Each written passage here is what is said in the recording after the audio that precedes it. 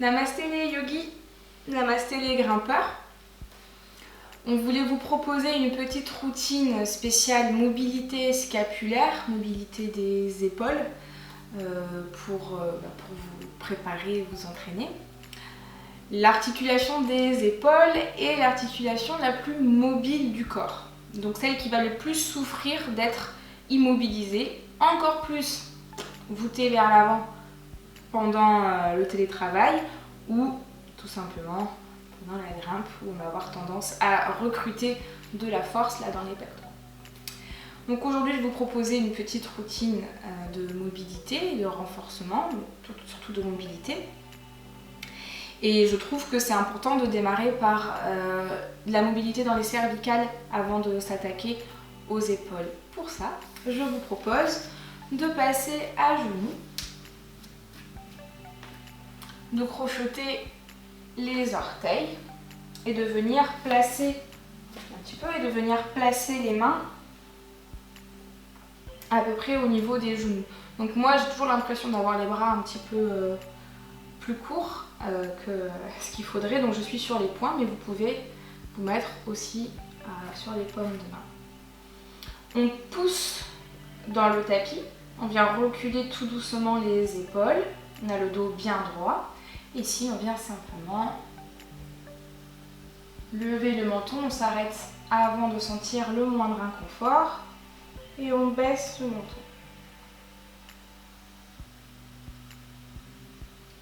On va renouveler l'opération quelques fois. Et puis on replace la tête au centre, on va envoyer le regard d'un côté et puis la tête. C'est important d'envoyer le regard d'abord. Je repasse au centre, pareil de l'autre côté, j'envoie le regard d'un côté et la tête. Et je relâche à l'avant. Et on continue.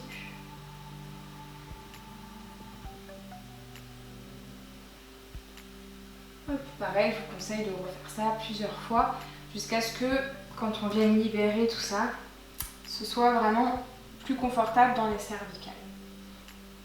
Une fois qu'on a fait ça, on va pouvoir préparer la mobilité dans la ceinture scapulaire. Je vous conseille de passer à quatre pattes, là, sur les poings. Ici, je vais vous inviter à ne pas creuser le bas du dos. On va vraiment maintenir le nombril plaqué dans la colonne. Et pourtant, on vient inspirer. On va écraser le cœur vers le tapis. Expire, on pousse dans les mains, on arrondit ce haut du dos. Inspire, on vient creuser le bas du dos, on rapproche les omoplates. Expire, je pousse dans mes mains pour arrondir ce haut du dos. Inspire, regardez comme je ne creuse pas le bas du dos, seulement le haut. Expire. On va faire une dernière fois. Inspire, je ne creuse pas le bas du dos. Et expire. Et on libère. On va s'asseoir sur ses talons.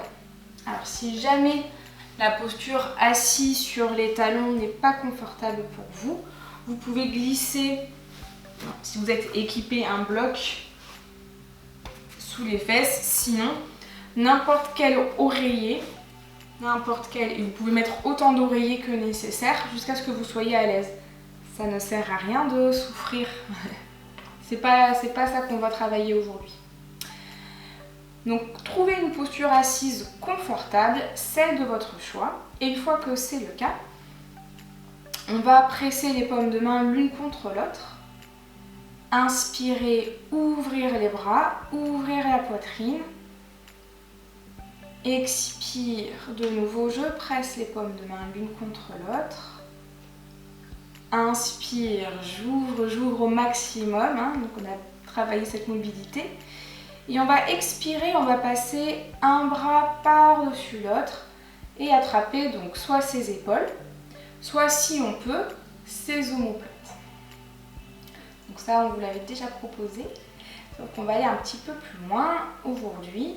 Si vos coudes se croisent, et seulement si vos coudes se croisent, on peut essayer d'aller attraper ses mains dans la posture de l'aigle, Garudasana. Et on reste ici, on respire.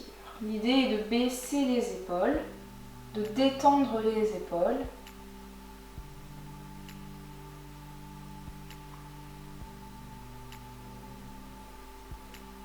On va rester au minimum 5 respirations, grand minimum.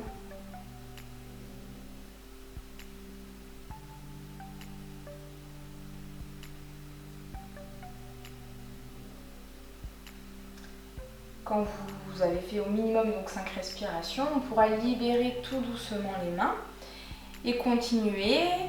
Donc j'inspire, j'ouvre les bras. Cette fois-ci, on va pivoter une main, envoyer le dos de la main entre les omoplates et l'autre main vers le ciel, puis essayer d'attraper les mains. Si ce n'est pas le cas, si vous n'arrivez pas à attraper vos doigts, comme c'est le cas pour moi de ce côté, c'est pas grave. Travaillez dans la direction de travailler vers. Et un jour, ça arrivera. Ou pas. En tout cas, il faut essayer. Ici, on va faire attention à ne pas jouer sur le dos pour aller chercher et recruter la main.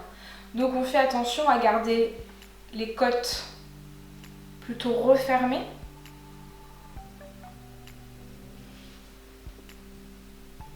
Et on respire. Donc c'est pas un mouvement qu'on a l'habitude de faire beaucoup, cette rotation interne comme ça de l'épaule. Ça va amener et libérer pas mal de choses quand on relâchera.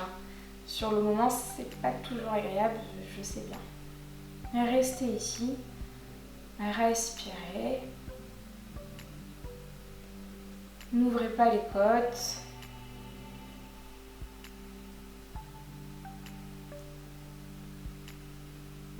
Et au bout de minimum, cette fois-ci, 7 respirations, on va pouvoir libérer tout doucement les bras et faire des petites rotations d'épaules dans un sens. 1, 2, 3 et on change de sens. 1, 2 et 3. Et on va voir l'autre côté à faire. Donc de nouveau, on presse les paumes de main, on inspire, on ouvre, on ouvre, on ouvre. On expire, donc cette fois-ci, c'est l'autre bras qu'on passe par-dessus. On essaye d'attraper nos épaules, ou mieux, nos omoplates. Si vous attrapez vos épaules, restez ici et juste respirez. Si vous avez attrapé vos omoplates ou si vos coudes se croisent, peut-être qu'il va être temps pour vous ici de venir attraper vos mains dans la posture de l'aigle. Ici, je pose le front, les mains sur mon front.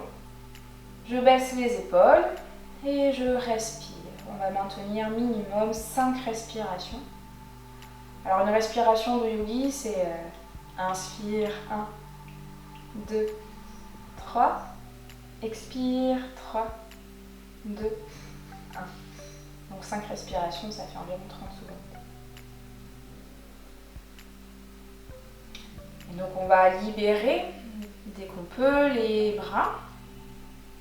Et cette fois-ci, on va pivoter une main, l'envoyer entre les omoplates, lever l'autre main et attraper ses mains. On fait attention à ne pas laisser les côtes s'ouvrir. Garde le dos bien droit. On va maintenir minimum 7 respirations. La posture, et puis dès qu'on pourra, dès qu'on aura tenu 7 respirations, on libérera les mains et faire des rotations. Notez, sentez l'afflux sanguin qu'on crée dans les épaules, dans l'omoplate.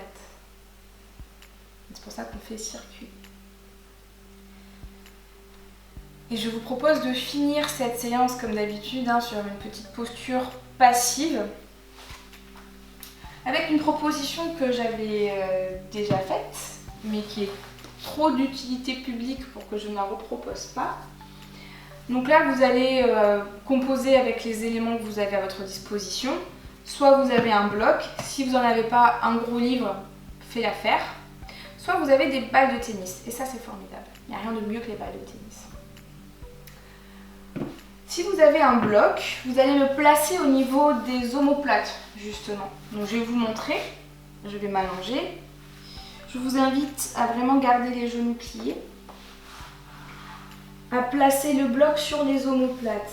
Et alors, pour le voir assez souvent en cours, les omoplates, c'est pas les cervicales et c'est pas le milieu du dos, encore moins le bas du dos. Donc on est vraiment sur la ligne du soutien-gorge ou sur les omoplates.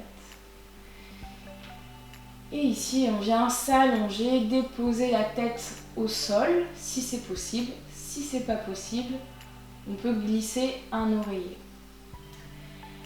Vous pouvez, à la place du bloc, mettre 2 balles de tennis entre les omoplates.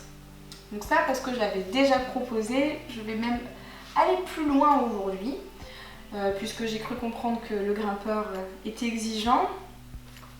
Et bien moi aussi. Vous pouvez mettre les 2 balles de tennis sur le bloc. Là, attention, protégez vos cervicales. Moi, j'ai une belle souplesse des cervicales, je vais pouvoir aller derrière. Mais si ce n'est pas votre cas, prévoyez juste un oreiller pour soutenir cette tête, vos jolies petites têtes. Et donc, comment ça se passe quand on a les balles plus le bloc?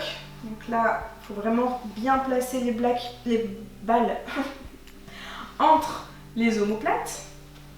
Et une fois que c'est le cas, on peut venir déposer le crâne soit sur le tapis, soit sur un oreiller si c'est votre cas. Et ici, on laisse la gravité et le temps travailler pour nous. On va ouvrir les paumes de main vers le ciel, laisser les épaules s'ouvrir et juste respirer.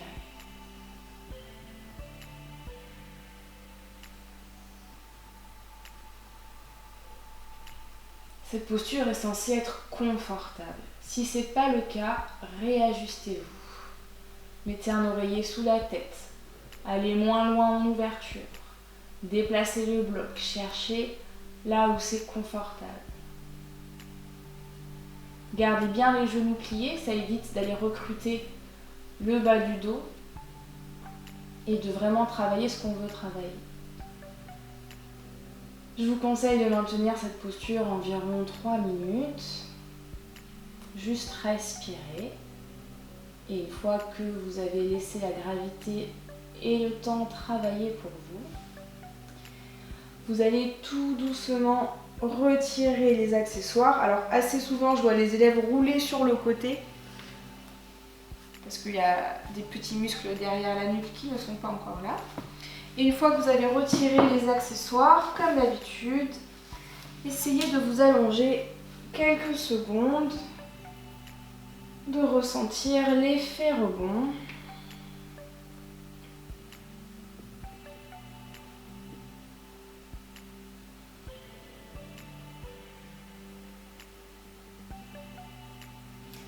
Et si vous voulez, vous pouvez en profiter pour glisser dans une petite relaxation.